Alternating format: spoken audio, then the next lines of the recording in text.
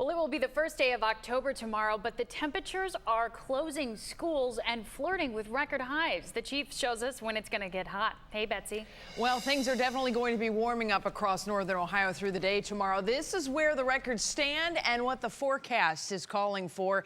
87 tomorrow's record high set in 1952. I think we're going to top 90 degrees here in the CLE, only because it's the city temperatures. Farther south, where we have things mixed up just a little bit more, we are expecting those record temperatures to flirt with 90 as we are expecting some of those records to fall. So when is the heat going to be with us? Well, we're going to see the heat building through the morning. We'll start off with temperatures in the mid and upper 70s and watch the mercury cruise into the mid and upper 80s quickly by early afternoon. About 3 p.m. or so, when the kids are getting out of school, that will be the apex of the heat, the highlight of the heat, as the temperatures will be right around 90 degrees and then begin to slide tomorrow evening with partly cloudy skies in play.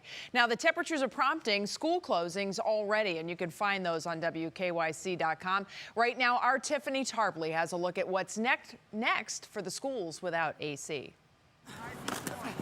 Sometimes there's just no avoiding the heat. As a senior, I'm definitely way more prepared for the heat than I would have been my freshman year.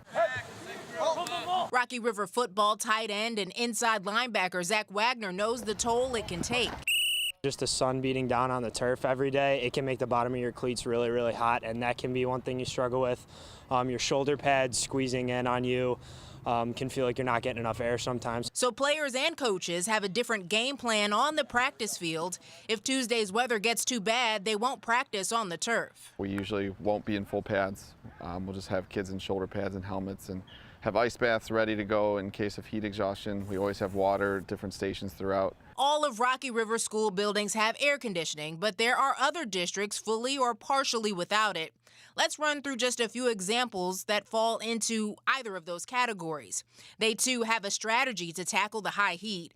In Elyria, they make sure windows are opened early before the sun rises, and they have large industrial fans. Students will take plenty of water breaks. In Bedford, they'll do something similar. And they don't anticipate that any of the schools will be closed Tuesday because the heat isn't expected to last for several days. One school will close in Akron, however. Firestone Park Elementary won't have classes because they're replacing a roof and all windows must be closed.